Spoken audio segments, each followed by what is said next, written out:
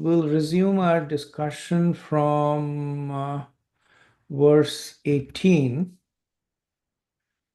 which, doing a quick recap, is part of Sukadeva Goswami testing Maharaj Parikshit.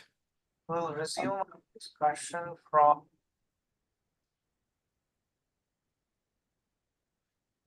And there's an echo coming? We are good, Prabhu. Sorry, I was doing the recordings. Okay, no worries. So, which essentially is part of Sukadeva Goswami testing Maharaj Parikshit about his understanding of the potency of bhakti. So, when Parikshit Maharaj had asked him for a way to atone for past sinful activities, so that the jiva doesn't have to go through one of those 28 hellish planets, then Sukadeva Goswami first mentions about atonement offered in the Karma Kand, and then he offers him the path of Gyan, which burns away sinful reactions. And Maharaj Parikshit rejects both of them, saying that gives the famous analogy of elephant bathing, and again spraying dust over itself. So this testing will eventually lead to the famous Ajamil Katha. It begins from verse 20. Okay, so resume from verse 18.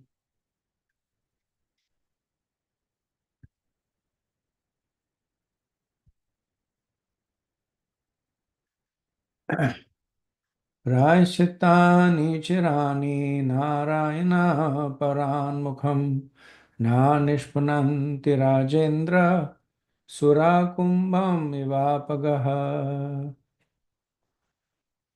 My dear king, as a pot containing liquor cannot be purified even if washed in the waters of many rivers, non-devotees cannot be purified by process of atonement even if they perform them very well. So we see that Sukadeva Goswami is now himself rejecting the process that he had proposed. He's giving the analogy of washing of a pot of liquor. So even if it is washed several times over, the contamination of the liquor is difficult to get rid of. So similarly, non-devotees cannot be purified by the process of atonement, even if they perform them very well. So positive and negative statements are used to indicate that while bhakti destroys all sins, but jnana and karma do not. So the plural form is used to indicate that jnana and karma do not purify the person who has no bhakti. So Sukadeva Goswami essentially is putting jnana and karma in the same category, even though jnana is at a higher level. And jnana does qualify one to get Brahman realization. But this point also has been made that Brahman realization may not always be satisfying or permanent. So he's putting both of them in the same category.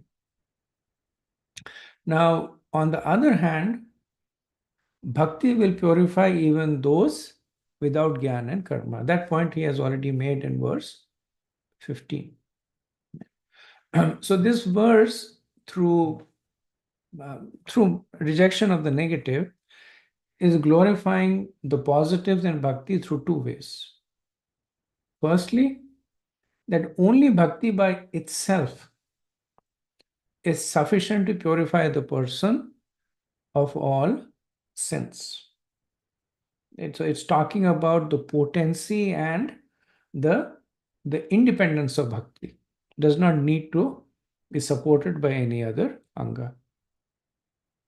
The second point is that all other forms of atonement without a tinge of bhakti will be useless. So this is an important point that gets made later on in Ajmal Katha also, that even though one is following karma or gyan, the potency of these processes come with the anga of bhakti that is embedded within them. So the point that is made is that these processes only bear result because inevitably they incorporate a tinge of bhakti in them. And so when Karma Kand is followed, there is inevitably glorification of Lord Vishnu. Even though the primary worship is that of demigods, there are always mantras that are chanted to glorify Lord Vishnu. And there are actually Karma Kand processes which are exclusively focused on Lord Vishnu that uh, uh, uh, are essentially for materialistic people. Like, and classic example of that is um, uh, what's the katha? There's a katha that is Satyanarayana. Satyanarayan Katha, right? Satyanarayan Katha. So if you hear the Satyanarayan Katha, then essentially the focus of it is just that somebody worshiped Lord Narayan and they got wealth or beauty or fame. A merchant lost all his wealth because he disrespected. He regained it all because he respected. Very transactional. But the focus is not Lord Narayan over there, but they're approaching Lord Narayan in a materialistic way. So even when the focus is Indra or Agni, there are always hymns that glorify Lord Vishnu. Not so much Krishna, very rarely Krishna, but there will be hymns that glorify Lord Vishnu or one of his Narayan forms. And as per the Acharyas and Sukdev Goswami, that is what bears the result. So Srila Prabhupada says that in order to take advantage of the methods of atonement, one must be at least somewhat devoted. Otherwise, there is no chance of one being purified. It is clear from this verse that even those who take advantage of Karma Kand or Gyan Kand but are not at the least slightly devoted cannot be purified simply by following these other paths. The word Praishchitani in plural, in number, is to indicate both karma and Gyan Kand. Narottam Das Thakur therefore says, Karma Kand or Gyan Kand keval Vishere Bhand. That's why he says they are both like pots of poison. And Prabhupada said liquor and poison are in the same category. Okay. Moving on to the next verse, verse 19. Sakran manah Krishna padarvindayo niveshitam tadguna ragi ereha nati yasmam pasha भृतश्च तद्गतान् स्वप्ने विपश्यन्ति हिचीर्ना निष्कृतः. Although not having fully realized Krishna, persons who even once surrendered completely unto his lotus feet and who have become attracted to his name, form, qualities, and pastimes are completely freed of all sinful reactions. For they have thus accepted the true method of atonement.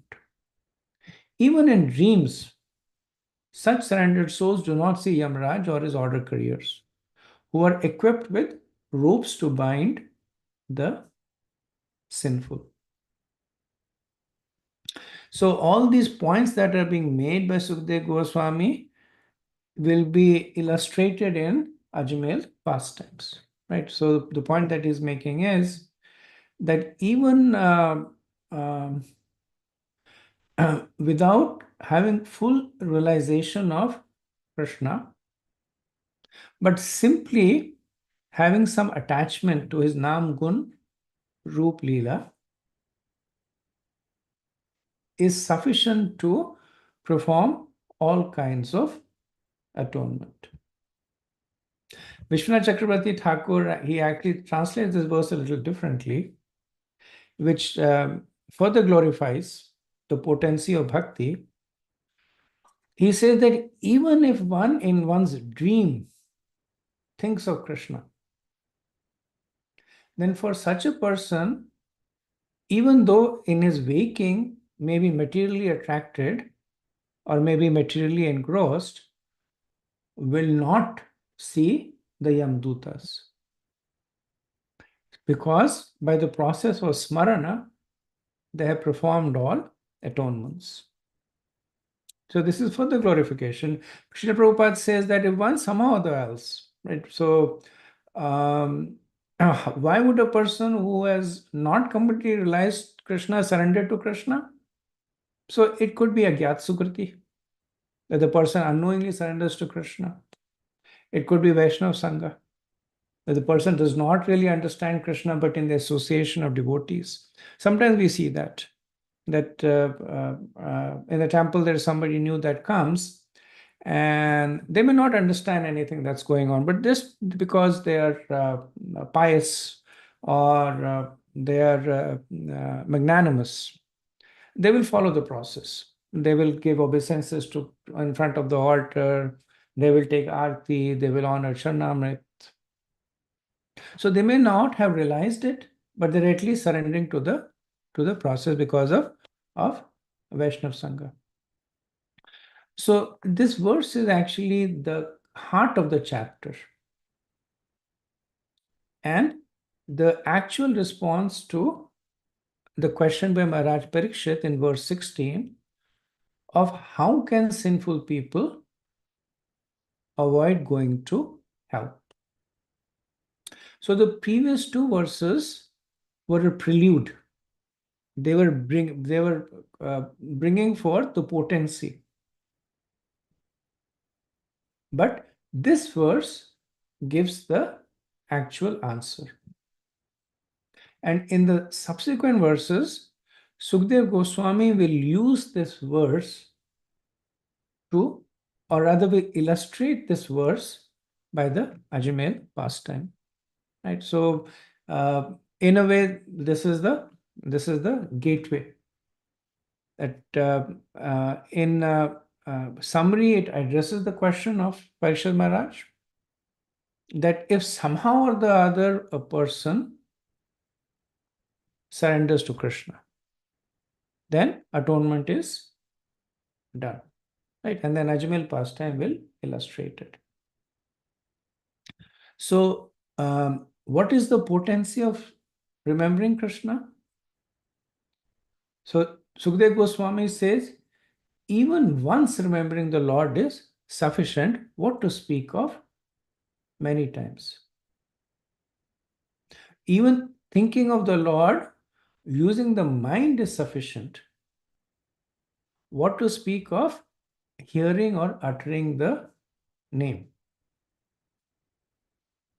Even if the mind is materially attached, tadguna, ragi, what to speak of a mind devoid of material attraction.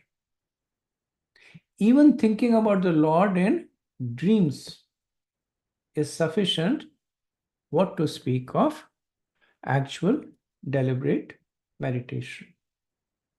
And so we see that the potency of bhakti is being presented in this verse. Parishit Maharaj may say that bhakti, which is in its pristine form, is the constant engagement in one of the angas, Shravana Kirtana Smaran, with a mind that is Shuddha Tattva. right? With a mind that is purified of material contamination. Right? So that is the the perfection of bhakti. That the engagement is without interruption, and the process of engagement is free of the modes of material nature. So he might say that uh, even if I accept the potency of bhakti, but actually bhakti is a lot more difficult than karmkand or gyan. In karmkand, all the person needs to do is follow the process. Fast in these days, give in charity, do this, do that. So as long as they follow the do's and avoids the don't, the atonement is available. Now, Gyan may be a little bit more difficult, but it automatically appears at the end of Karma Karma. That from Sakam Karma comes Nishkam Karma, from Nishkam Karma comes Atmagyan. So Sukadev Goswami is saying, don't worry about pure devotional service.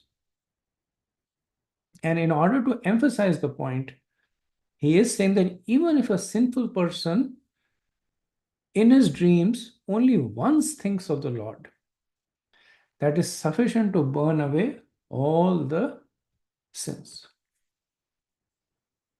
So this is an example of Kaimutya Nyaya in the what if. That uh, if this is sufficient, what if the person is thinking of the Lord while waking? What if the person is purified of the modes? What if the person is repeatedly thinking? How much more potent that is in purifying the persons of the sins. Now, Parshva might say that why would a sinful person even accidentally dream about the Lord? Isn't that in the realm of pure devotional service? And Sukdev Goswami, so this is an interpolated conversation, Vishnu Chakravarti Thakur does there. And he says, maybe, but it may be because of other reasons. It may be because of past impressions. Like it may be because of accidental remembrance. That the person is walking into his house and there are some devotees outside, and he basically tells the devotee, leave my house. And the devotees are chanting Hare Krishna, but that lingers. That lingers, and he sleeps and he thinks about Krishna, or the word, the phrase stays with them. Right? So does not have to be the result of deliberate, consistent, purified bhakti. Another point that is derived from this is that even if a devotee practicing devotional service commits sins, then it is like a bite of a snake which has its fangs removed. And so this is again another explanation of why would a sinful person accidentally dream about the Lord? Because he is used to dreaming about the Lord. Because he used to be a devotee and he was preoccupied with the Lord, but now he's no longer a devotee. He has become sinful, he's performing non-devotional activities. But even if such a person, because of Purvarag, thinks of the Lord, then all his sins are like the bite of a snake which has its fangs removed. So this analogy is important, and again, this will be illustrated in Ajmer pastime, that when a snake with its fangs removed bites, one still feels the bite. And if you look at your skin, you will see the puncture wounds because of the fangs of the snake. But there is no poison in them. So there is no effect of it. So similarly, when devotees, even if they are fallen, they perform sinful activities, the reactions that they get out of it is not like the poisonous reactions of karmakant. One may look at it and say, okay, this person is suffering. I can see the puncture wounds. So the person is suffering, but there is no poison. So the result of sinful activities is that one gets punished and one develops a desire to perform more sinful activities. Both these fangs have been removed by one who has performed bhakti. Srila Prabhupada, he gives, and again, because this is an important verse, Srila Prabhupada wants to make sure that we do not think that these statements are exaggerations. And this is an important point that gets made through the chapter, that the offense of considering the potency of the holy name or bhakti as an exaggeration can cover the mercy of bhakti. So Srila Prabhupada actually gives 4 quotes from the Bhagavad Gita, right? And he says, Api chet sudarachara, and this talks about even if a sinful man, even if a devotee performs sinful activities, should be considered as a devotee. Then 1866, Sarva Dharman Parityaje, right? And Dharman includes, Sarva Dharman includes adharma also. That even if one is committing sinful activities, mamekam shamnam braj, right? So when one takes shelter of Krishna, aham tum sar pape. That's why Krishna uses the word pap. That even if a person is performing sinful activities, if the person takes shelter, Krishna takes away the sinful reactions. Then 240 is neha birkamo nashasti patvayo na vidyate. So again, this is talking about the glories of bhakti. That even a little bit of advancement protects from the most dangerous kinds of fear, which is essentially the fear of losing the human form or going to hellish planets. And the 4th verse that Srila Prabhupada quotes is in 640, where he says that Nahi kalyana kritakashat durgatim tat gacchati. That one who performs auspicious activities is never overcome by evil. Right? So if you look at the verse, that the performance of auspicious activity is not tagged as persistent. So Krishna does not say one who is performing auspicious activities. Right? He says one who performs sometime. And auspicious in this makes is just for devotional service. So it's the one sometime, somewhere. Right? But the result is never overcome by evil. Right? So, but the result is all-encompassing there. Srila Prabhupada also uses the opportunity to comment about the position of Krishna, because ultimately he is the source of bhakti.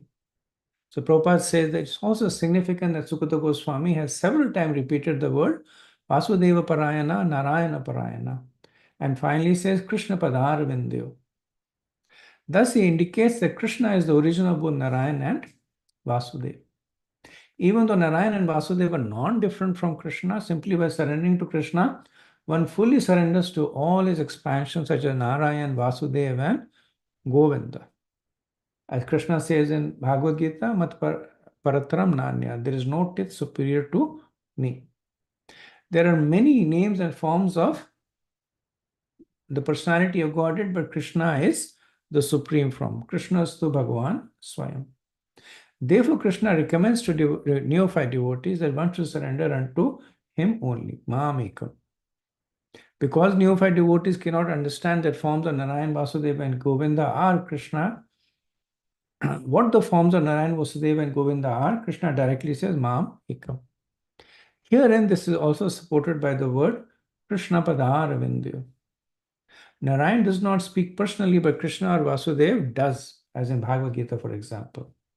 Therefore, to follow the direction of Bhagavad Gita means to surrender to Krishna and to surrender to the highest perfection of Bhakti Yoga. So the reason Srila Prabhupada brings our attention back to Krishna is because um, this verse is a pivotal verse.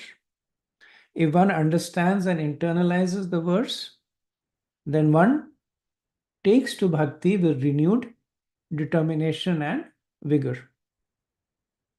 And because Srila Prabhupada is speaking predominantly to those who follow in the Gaudiya Vaishnava Sampradaya, he wants to make sure that we remain focused on Krishnastu Bhagwan Swayam.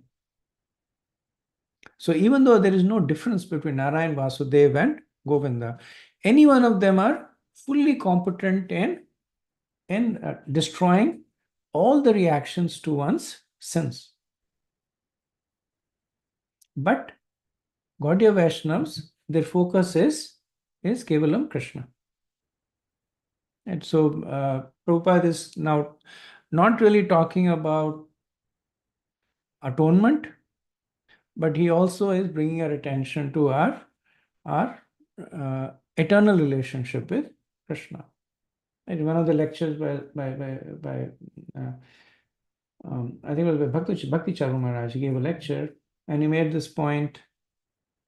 So somebody asked him this question that those who follow Sri Sampradaya, they follow Lakshmi Narayan, and even the Madhavas are more inclined to Lord Vishnu.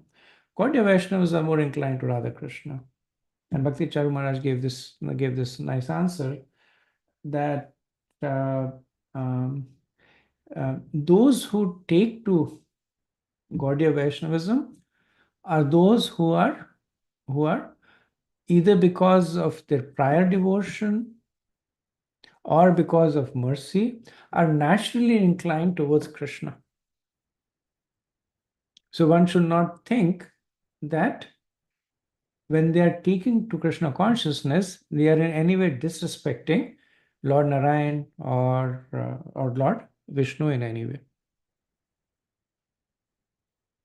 Okay, so like I said, keep this verse in your mind, because this single verse will unfold in the whole Ajamil pastime. Lot of philosophical truths are buried in this, and when we expand on the Ajamil pastime, then we look at it point by point. The Vishnu Chakravarti Thakur, actually in the second chapter, he expands on a lot of nuances between the understanding of this philosophy and Ajamil's pastime. So I would recommend that you read it once again and keep this verse in your meditation. Okay, let's go to our next verse, 20.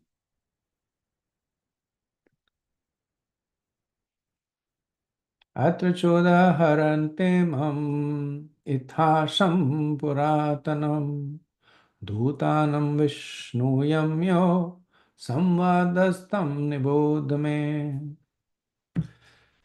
In this regard, learned scholars and saintly persons describe a very old historical incident involving a discussion between the order carriers of Lord Vishnu and those of Yamraj. Please hear of this from me. So in the next 10 verses, the introduction to the Ajamil pastime is going to be presented. Right? So Sukdev Goswami, because he considers this to be very important for us to understand, he's going to be illustrating it with an actual example.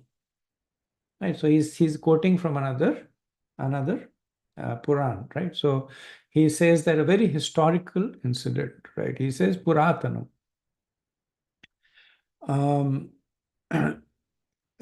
of the discussions that devotees have is trying to figure out when did this Ajamel pastime happen. And in general, timing the pastime is difficult from the Puranas, because their focus is more on the pastime than chronology. Itihasas are a little different. Their focus is on chronology from appearance to disappearance, like Mahabharata, Ramayana, very focused on you can establish the chronology of events. Not so in Puranas, like in Bhagavad Puran, you see that in Canto 1, we see that Krishna is in Dwarka. In Canto 3, we see that Krishna is left the planet. And then in Canto 10, we see the appearance of Krishna. Right? So, yeah, no chronology. Krishna is in Dwarka in his youth, and then in the third canto, we see him disappearing, and then we see his birth in the 10th canto. Now, with the cyclicity of time, because there are events that repeat, some events repeat in every Chatur Yuga, some events repeat in every Manvantra, some events repeat in every day of Brahma. So it becomes even more complicated to figure out the timing of the event. Now, as per some, Sukadeva Goswami is speaking this at the end of Dwapar Yuga, but he describes it as Puratanam, Itihasam, that it is ancient history. So it may have happened in an earlier yuga, because we will see in the past time that Varnashram is still being followed. However, later on we will see that when Ajamil reaches the age of 88, he is described as being very old. So we know that in the age of Kali, 88 is considered old. In Dwapar Yuga, not so much, especially in Satyayuga and Treta Yuga, where people live for thousands and tens of thousands of years. 88 is not so much. So this is something that would be considered old either towards the end of the Dwapar Yuga or the beginning of the Kali Yuga. So it points to the fact that this pastime happened in a Kali Yuga in a previous Chatur Yuga. At the circumstances that are being described, that Ajamel became old at 88, also the fact his activities, his overtly sinful activities, so they all point to the occurrence in Kali Yuga.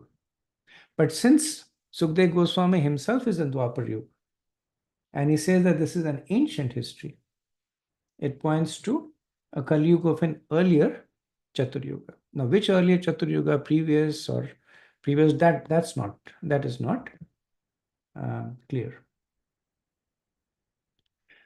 In the purport, Srila Prabhupada, he also addresses another possible bias, which is the deprecation of the Puranas compared to the Vedas.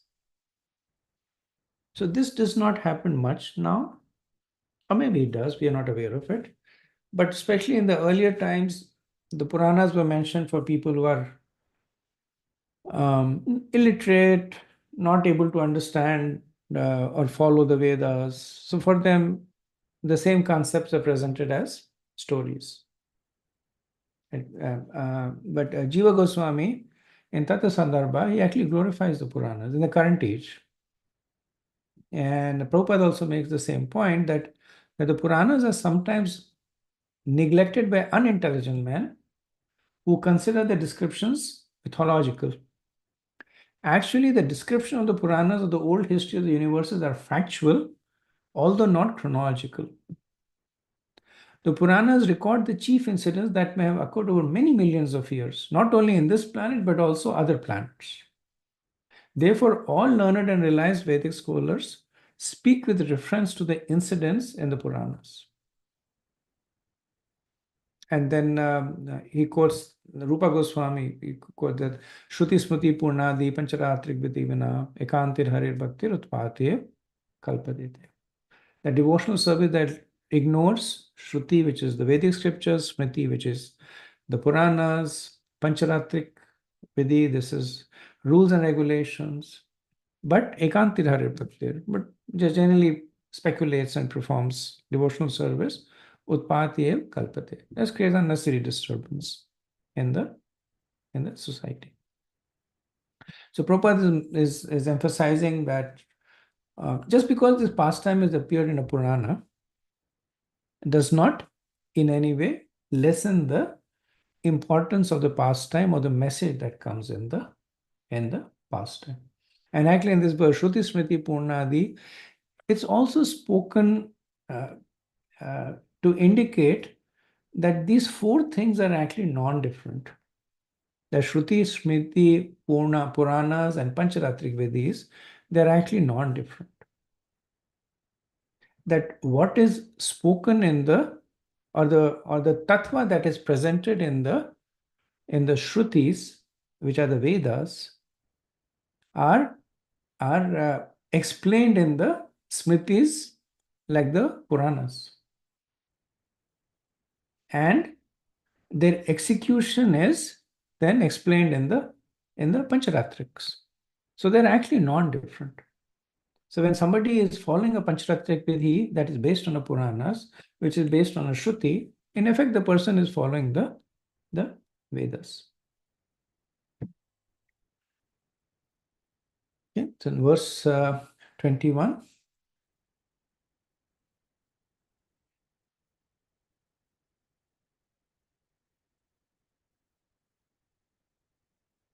कानुकुब्जे द्विजः कश्चित् दासीपते रजामिलः नाम्ना नष्ट सदाचारो दास्य संसर्गदोष्टः तुषितः. In the city known as Kanikubja, there's a Brahman named Ajamel who married a prostitute maid servant and lost all his Brahmanical qualities because of the association of that low class woman. Right? So this kind of, even though Sukdev Goswami will expand on it, but he kind of introduces the essence of the story.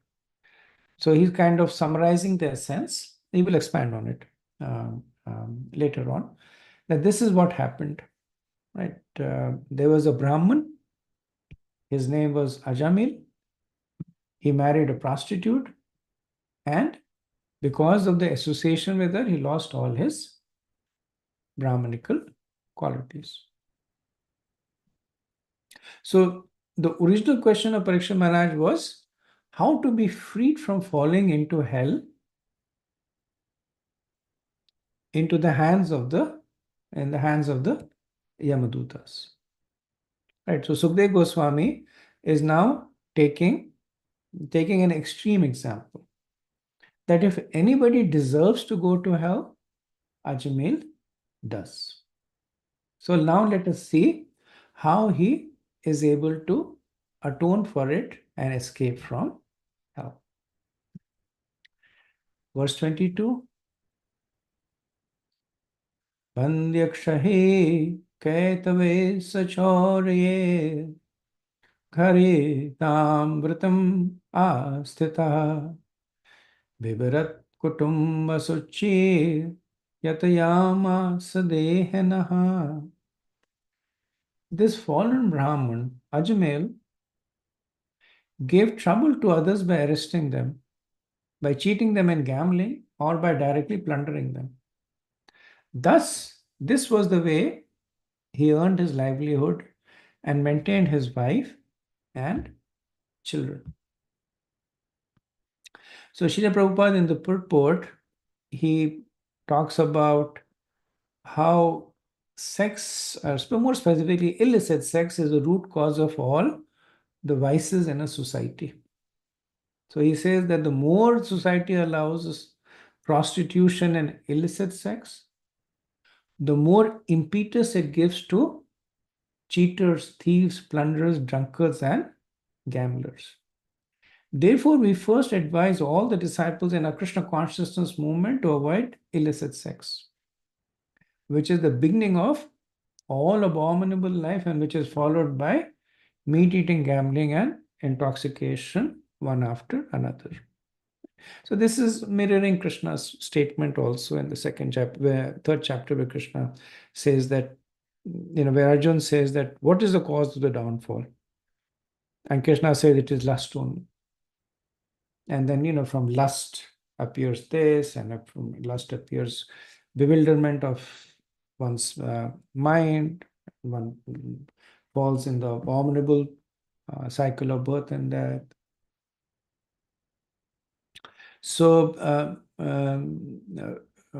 Ajmel's downfall also began because of desire for illicit sex. As Prabhupada makes this preaching point over here. And then he makes the point that restraint is very difficult unless one surrenders to Krishna. If illicit sex is allowed to increase in a society, the entire society will be condemned, for it will be full of rogues, thieves, cheaters, and so on. And the point Prabhupada again making that illicit sex is the fountainhead of all vices. And Ajamel is a classic example of it. That because of illicit sex, then he became a thief, a plunderer, he gave up his Brahmanical quality, he started gambling, etc., etc.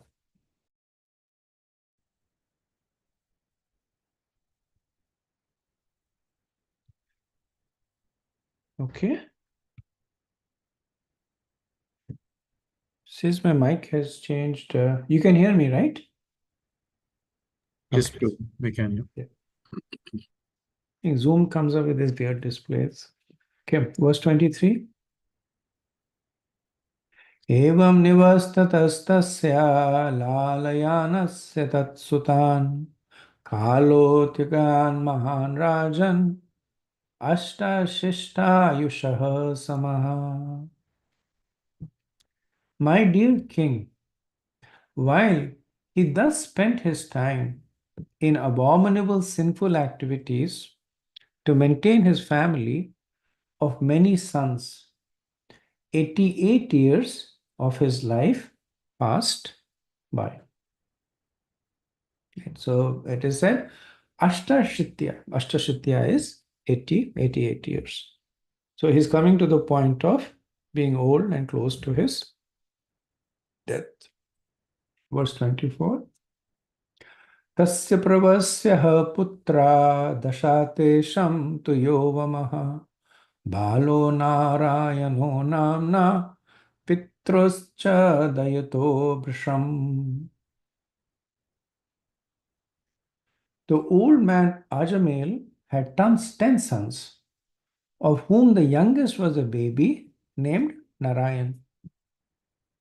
Since Narayan was the youngest of all the sons, he was naturally very dear to both his father and mother. So, Radha Govind Maharaj, when he's commenting on this pastime, he's actually given a whole seminar on just the Ajamel pastime.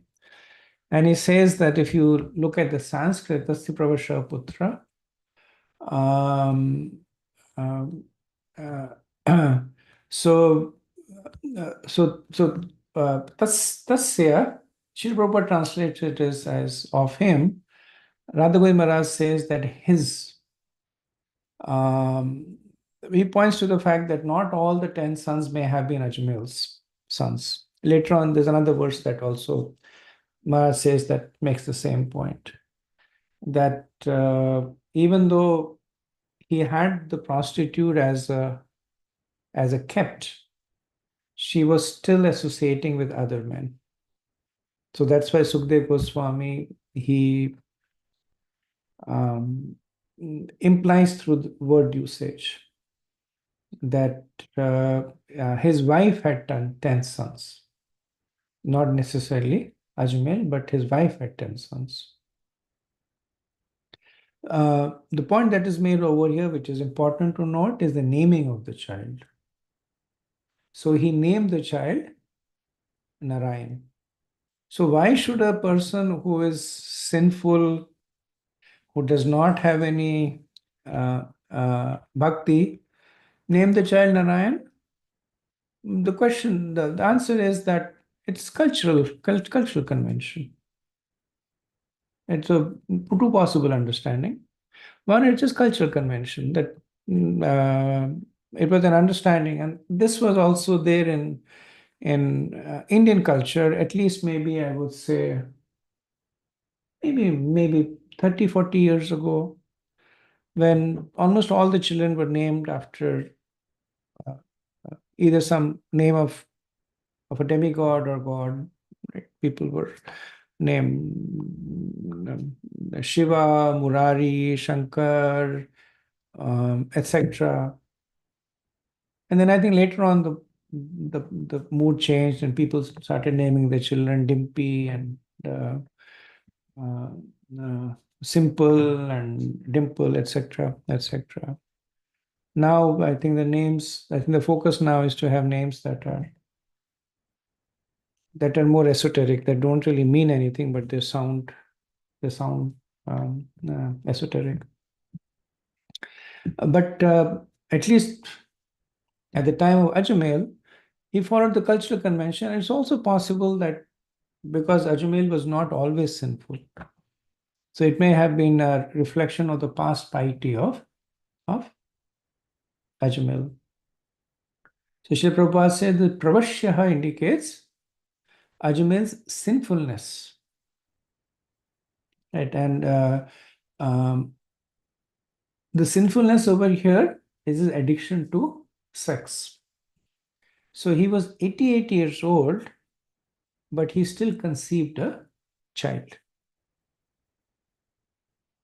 Now, in the current age, it's considered to be like virile. I remember I was looking at something, some clip where this famous actor, Robert De Niro, there was some award function, maybe the Oscars or something like that. And the person who was the MC there, he was like, all of us should tip our hats to Robert De Niro, who's 82 years old and just became a father. And everybody was like clapping, and he was also, you know, kind of beaming, very proud of his accomplishment. So now it's more like like wow, this person is still virile. This person is still potent sexually. Um, but in this context, Sukdev Goswami is actually talking about the degraded position of Ajmer. And Prabhupada notes that in the Vedic culture, one should leave one's home as soon as he reaches 50 years. And that's the recommended age for Vanaprastha. One should not leave at home and go on producing children. Sex life is allowed for 25 years between the age of 25 or at the most 50. At that point, one should give up the habit of sex life, leave home as a vanaprasth, and then properly take sannyas. Now, bear in mind that in the age of Kali, sannyas is forbidden, and vanaprasth in itself is not even recommended. The fact that it's not possible. Srila Prabhupada often makes this point, and this goes to a larger discussion of that is it in the current day and age or for devotees, is is this even possible in Kali Yuga to go become a brahmachari, grasta, vanaprastha, and sannyas? But Prabhupada always makes this point that vanaprastha and sannyas doesn't really mean going to the forest and giving up everything. Right? There is the karma kand aspect, and then there is the bhakti aspect. So what does a devotee do when he's following vanaprasth? That essentially he increases his detachment from material conception and increases his absorption in the spiritual. What does the sannyas do? And Srila Prabhupada speaks about this other places, that for a devotee, the Daivi Varnashram, sannyas means that the person fearlessly teaches. Right? So he talks about the most important quality of sannyasi in Devi Varnashram is fearlessness, and especially in the context of preaching. So fearlessness means that one does not really care so much that where is my next meal coming from, or sufficient bank balance. Fearlessness also means that not so much caring about what will my family members think, what should I need to do about it. Fearlessness also means preaching in adverse circumstances. All these qualities that were personally demonstrated by Srila Prabhupada. Now, of course, he took sannyas also, but more important is the qualities. Okay, let's move on to the. Okay, we'll do a couple of verses and then stop for discussion. Verse 25.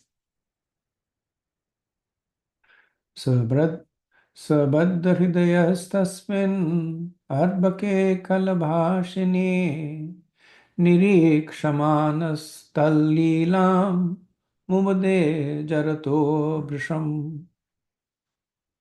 Because of the child's broken language and awkward movements, old Ajamil was very much attached to him. He always took care of the child and enjoyed the child's activities. Now, Ajamil had 9 sons before this son.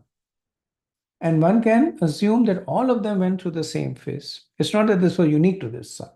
All of them went through this phase where they were crawling on the ground, or they were speaking in broken languages, or they were falling and tipping over. But the fact that this child appeared late in the life of Ajamil, and the fact that the child was the youngest child. And so the point that is made is that parents may have many children, but they always have more affection for the youngest child. Sometimes they say more for, they will have affection for the oldest child because the firstborn. They will have more affection for the youngest child because lastborn. Middle children, they're out of luck. But here the focus is more on the younger child, on the youngest child. So Prabhupada says that based on this, one can understand that the child was very, very young. And he had not learned to speak properly. He had not learned to walk. He was walking and falling. So maybe he was 1 year or 2 years old. Ajamel was 88 years old. So he enjoyed the activities of the children immensely. And because he was so vested in the child, he frequently called the child. And so Radha Govind Maharaj, he says that Ajamel would say, Narayan, come and sit on my lap. Narayan, leave that piece of mud alone. Don't eat mud.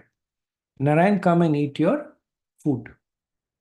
So in this way, he was constantly calling out to the name of Narayan. And Prabhupada says that although he was referring to the small child and not the original Narayan, the name of Narayan is so powerful that even by chanting his son's name, he was becoming purified. Hare Nam, Hare Nam, Hare Nam Eva Kevalam. Srila Rupa Goswami has therefore declared that if one's mind is somehow or the other attracted by the holy name of Krishna, tasmat kenapi upayena mana Krishna niveshaya. One is on the path of liberation.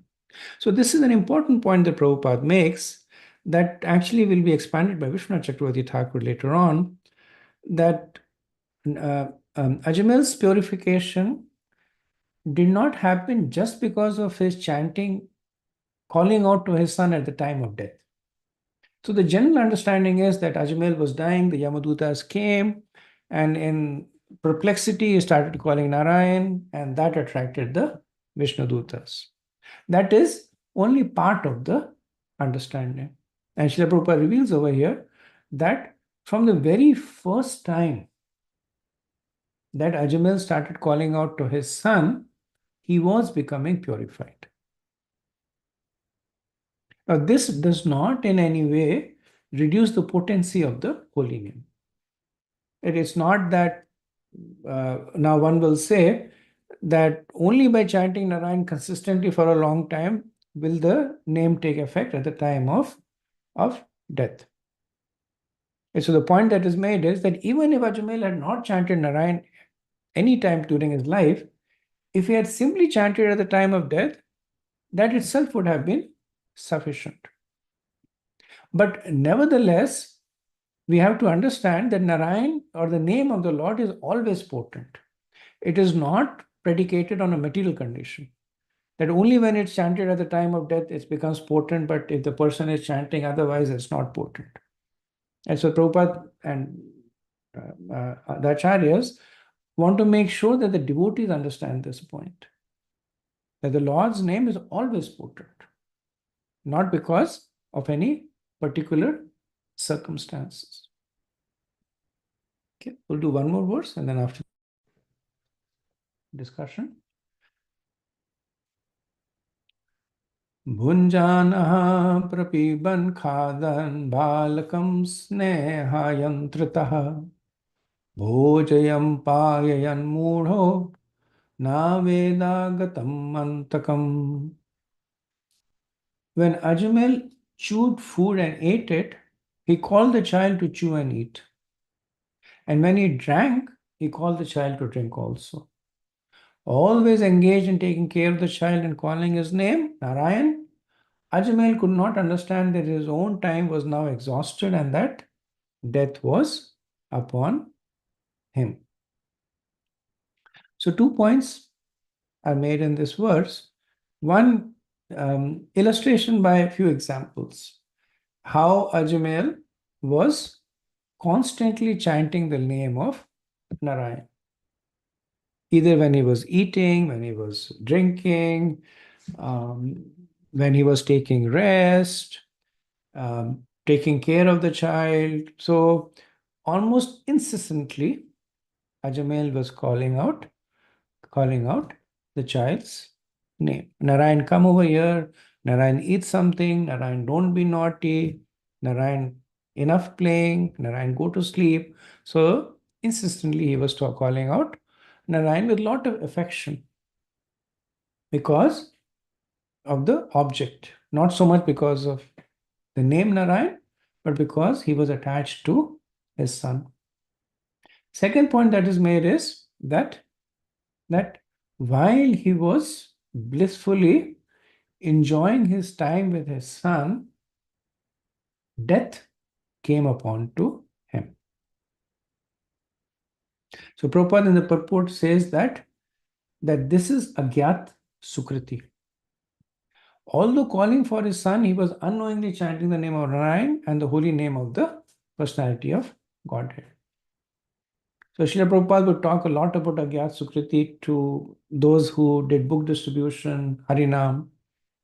And he would say that even if somebody doesn't take a book, if the person holds the book, looks at the book, you tell the book that this is Bhagavad Gita about Krishna, and they say, what is this book? Who's Krishna? Or they're walking down the street and there is Harinam going, even if they close the ear, some words go in, even if they insult that, oh, the Hare Krishnas again. But that is a Gyat Sukriti. And they are now They are now starting their devotional service or the journey to devotional service.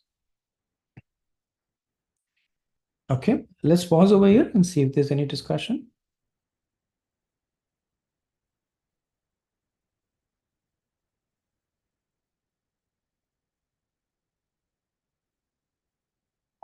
Hare Krishna, Prabhuji. Thank you very much, Prabhuji. One quick question, Prabhuji. Like Ajamil calling his son with affection, so his affection is only directed towards his son, but so the any credit that he got is not having negative feelings towards the holy name and calling. That's all, right, Prabhuji? Not the affection part has no role in he's getting that. There's the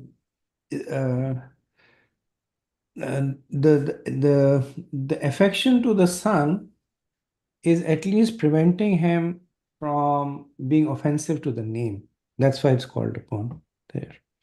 So think of it this way, that let's assume Ajamil had a neighbor that he was inimical to, whose name was Narayan. And then Ajamil may go out and curse him, saying that you Narayan are a rascal, you Narayan are a thief. He would still get benefit of chanting the holy name, but it would be covered to some extent by his the fact that he's averse to the name. Chaitanya Mahaprabhu, he makes this point that when the Muslims, they say haram, because haram contains Ram, they make spiritual advancement. But uh, the uh, the potency of the holy name reveals itself more and more based on how one approaches the holy name. So for practicing devotees, the potency of the holy name is hidden by the cloud of the 10 offenses. So one cannot say that regardless of how I chant, I should have access to the potency of the holy name. The more offenses one commits, more the potency is covered, just like the sun is covered by the clouds. And so so that is mentioned here, that the object of him calling Narayan did not generate any malice or adversity in Ajmer, right? So it did not cover the potency of the holy name to any extent or to some extent. Yes, Prabhuji. Thank you very much, Prabhuji. Hare Krishna, Prabhu. This verse where you said, Mr. Chaitanya Thakur said, even if one dream, one think of Krishna, actually there's a lot of hope for like people like me that like it's very difficult to remember Krishna the whole time, and especially with our activity during the day. But at least we are trying our best, to complete our 16 round, to do this, to do that. I mean, there are some hope. That's what I wanted to get. You're right, Prabhu, and that's the reason this pastime is put in, is to inspire devotees.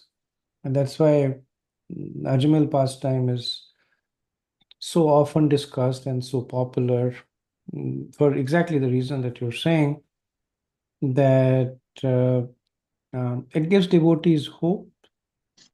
Also, it is cautionary note, right? And as we'll see later on, that the acharyas in the second chapter we'll see more of it, where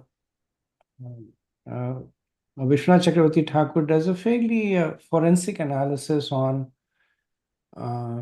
what is it that Ajmer had that devotees may lack. Because Ajmer obviously is put at a position much higher than sadhakas. Why? Because he went back to Vaikuntha. Right? So he put at a much higher position than the sadhakas. So Vishnu Chakravarti Thakur will do an analysis as to what did Ajmail have that devotees may lack, and that comes as practical pointers for the devotees. In case of Ajmail, it was fortuitous. It was agyat sukriti. It was accidental. He had it. It's like he bought a lottery ticket and he won. But not everybody can rely on winning a lottery ticket. So the others work hard to get money.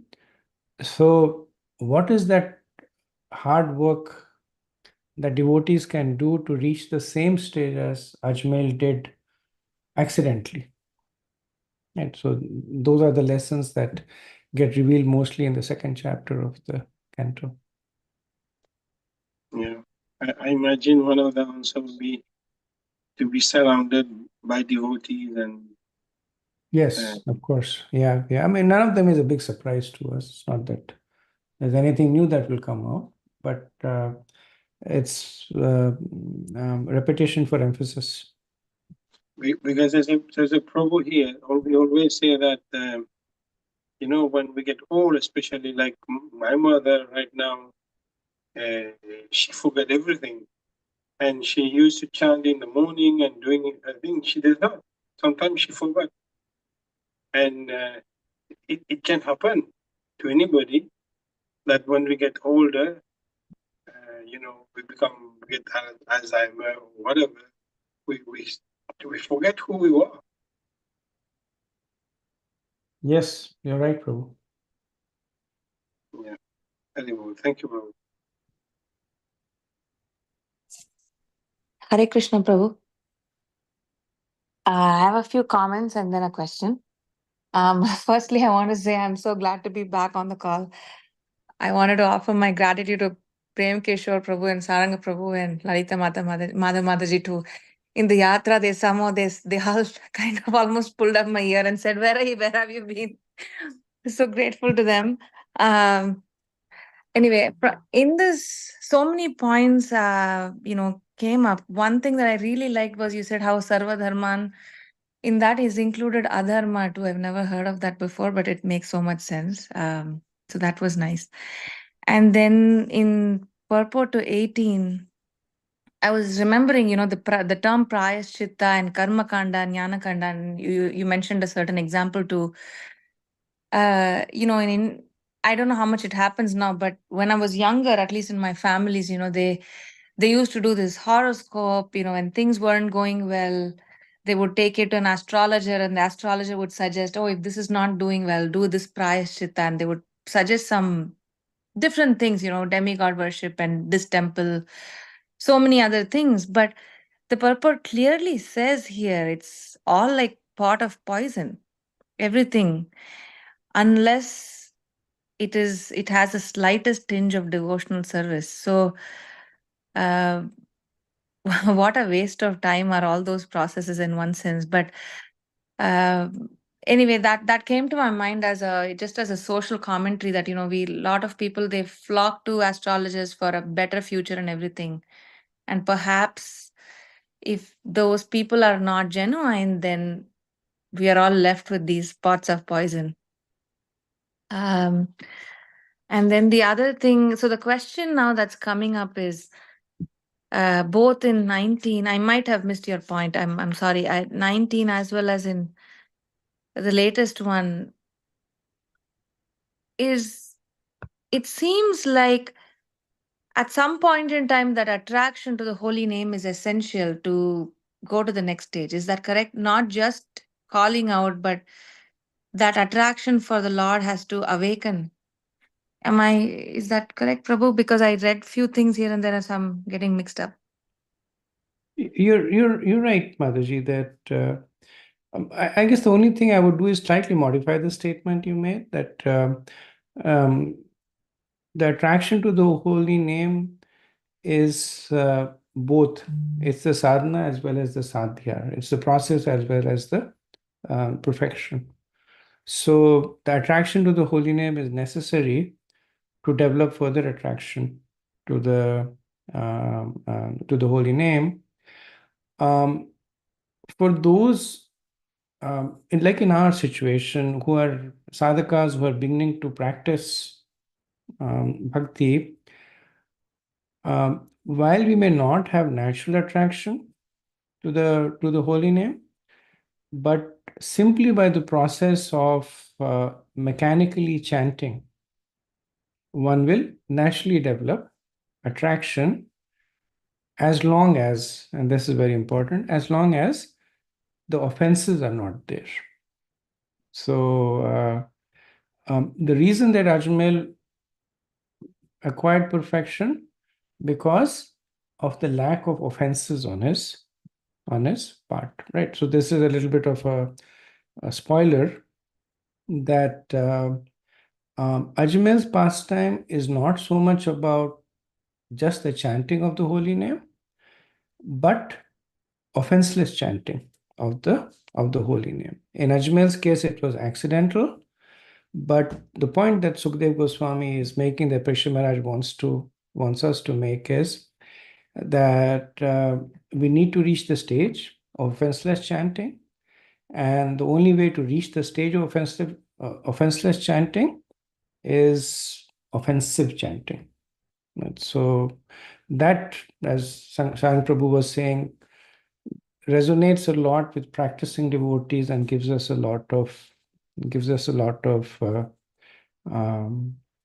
encouragement.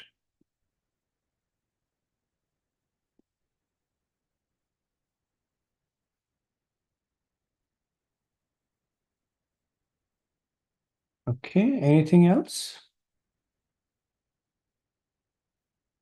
Okay, then let's proceed with the verse 27. स एवं वर्तमानोऽज्ञो मृत्युकाल उपस्थिते मतिं चकार तन्नये बाले नारायणाव्यये.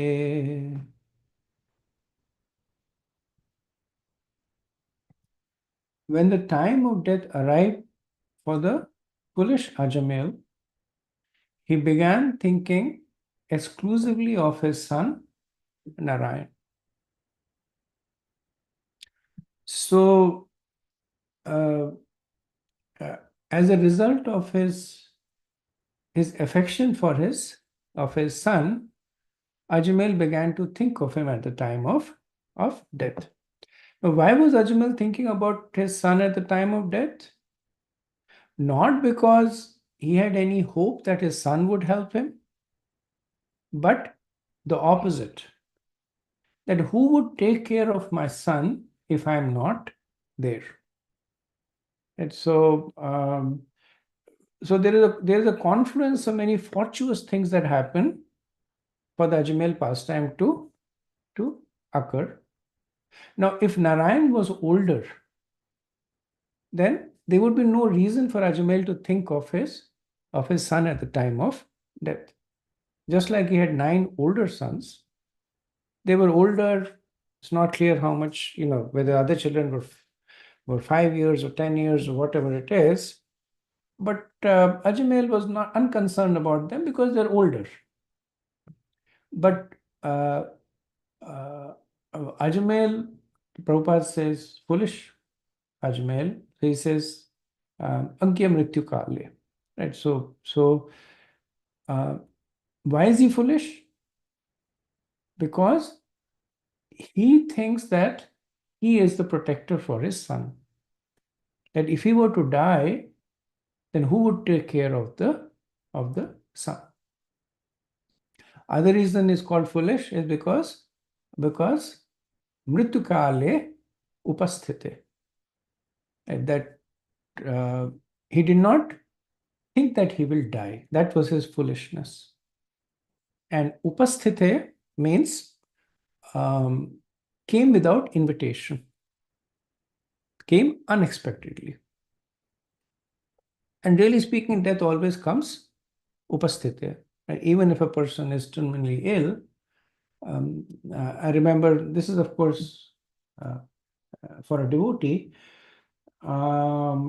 He was in hospice, and essentially the doctor had come and said that it's a matter of hours. So we were all sitting and chanting there. So mentally everybody was prepared, right? He had terminal cancer.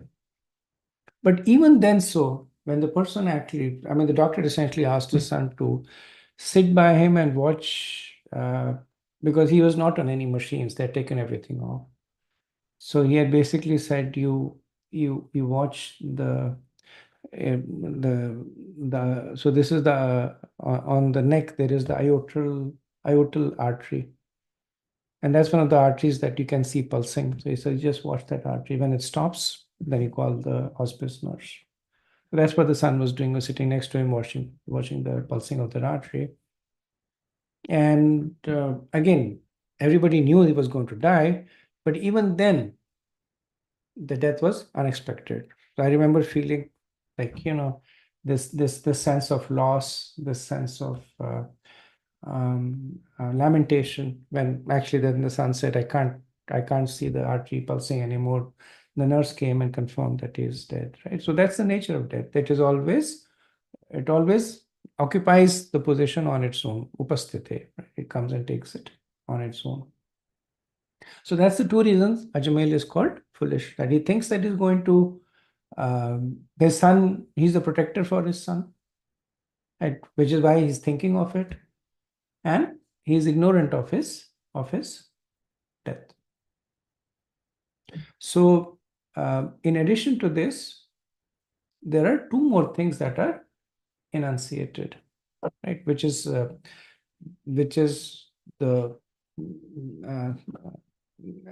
basis of this pastime.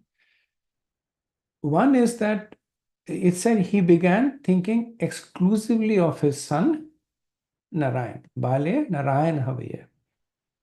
So Sukadeva Goswami deliberately uses the name Narayan Havaya, so the son whose name was Narayan, to indicate that he began to think of the name Narayan.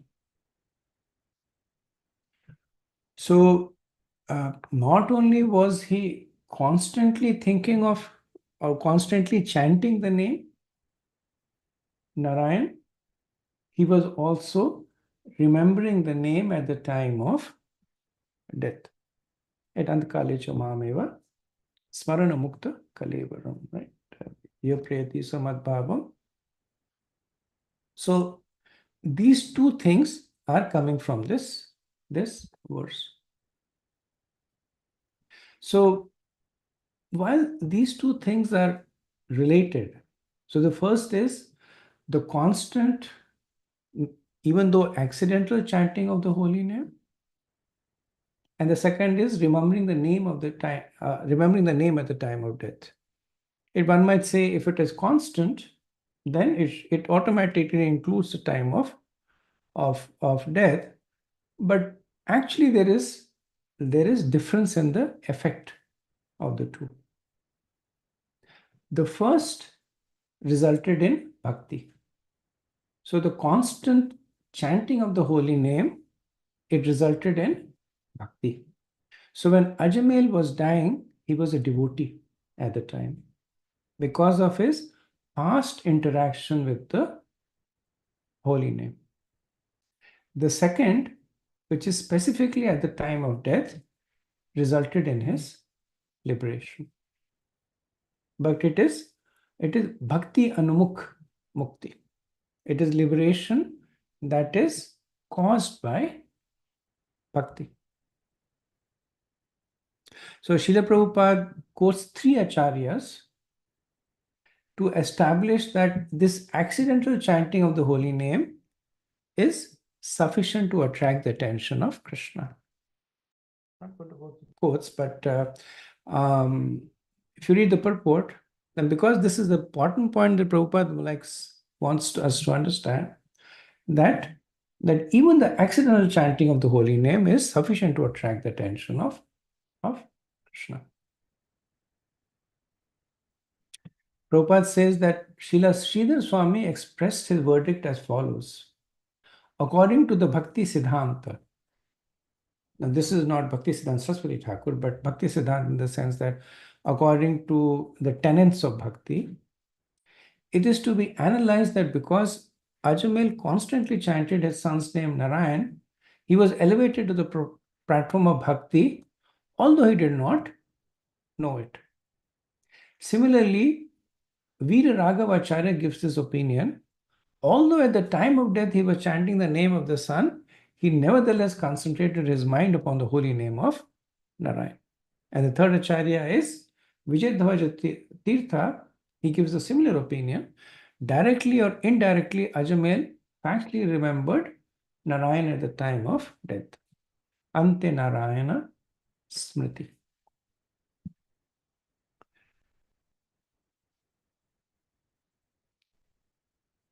Okay, 28, 29.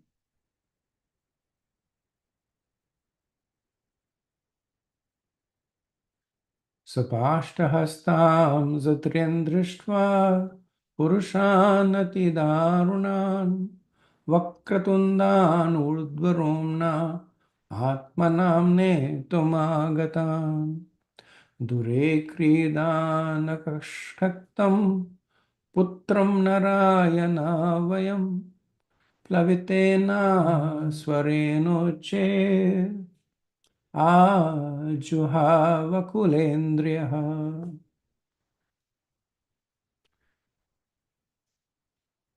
Ajamel then saw three awkward persons with deformed bodily features, fierce, twisted faces, and hair standing erect on their bodies. With ropes in their hand, they had come to take him away to the abode of Yamaraj.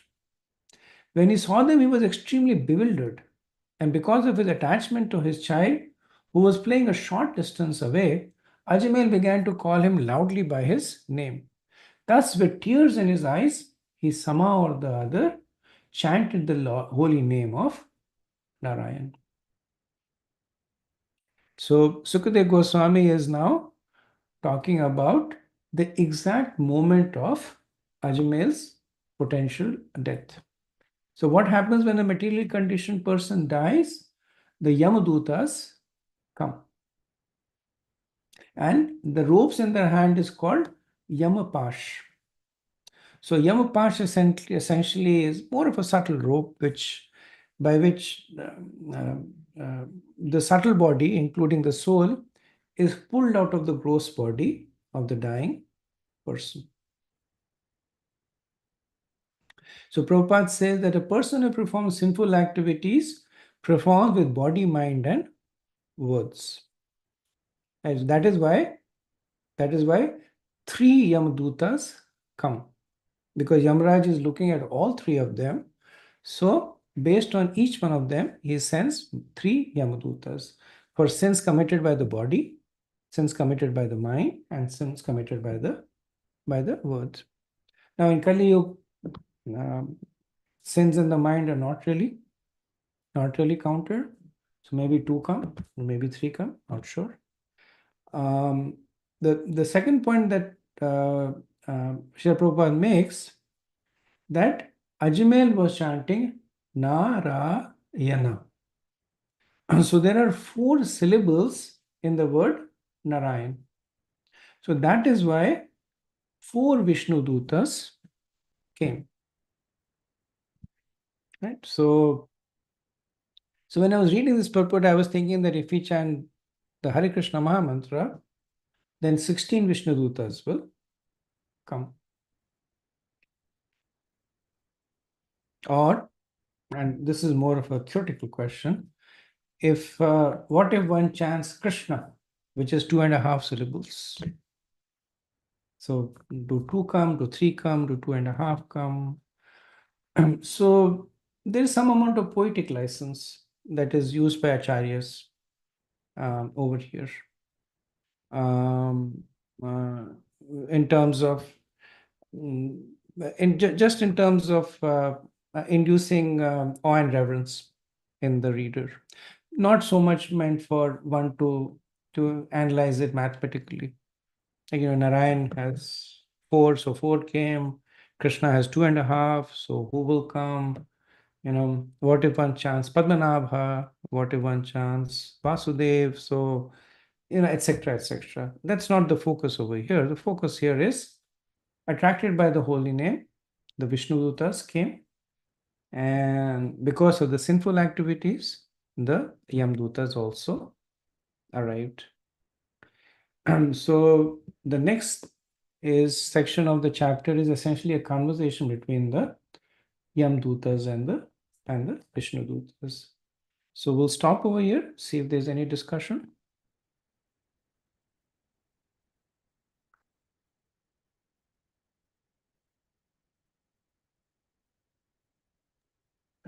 Just a comment, Prabhu.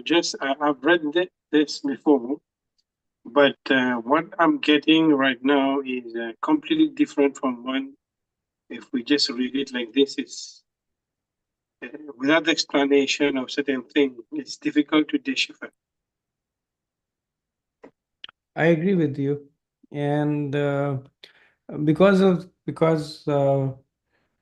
constraints of time, we are obviously also summarizing the discussion. This Ajmal pastime, it has a lot of very, very exhaustive discussions. Like I mentioned, Radha Govind Maharaj spent 7 days talking about the Ajmal Katha. And even then he says that I am actually pruning a lot of because of time limitation. So it's a pastime that, like other, it's bottomless just in terms of visualization. One thing that I also noticed it is that uh, for those of us who are practicing devotees who are actually, chanting because of our vow or because of our aspirations to accept a guru, this pastime actually clarifies a lot of misunderstandings also. And to me, that was also very, very important because at least in the company that we are discussing this, there's not so much need to convince people to chant. And in that context, the Ajmal pastime is perhaps not so relevant because by the time one is reading Bhagavatam or for practicing devotees, we've already crossed that bridge. Right? Whether because of Guru Sadhu or Shas, we're already chanting. But this is not just meant for sambandha. This is not just meant to say that you chant and your life will be perfect. Later on, we'll see that this pastime will also reveal how to chant. And that is the most precious gift that we will get out of this. It's a reinforcement to our practice. Practice, exactly. Yeah. Thank you, Prabhu. Thank you. Okay. So if there are no more questions, we'll end over here. And yes, happy Kartik to all of you. पाञ्चकल्पतरुभ्यश्च कृपा सिन्धुभ्येव च पतितनां पावनेभ्यो वैष्णवेभ्यो नमो नमः। अनंत कोटि वैष्णववृंद की जय। शिला प्रभुपाद की जय। Hi, Gaur Premanande. Hare Krishna. Thank you very much.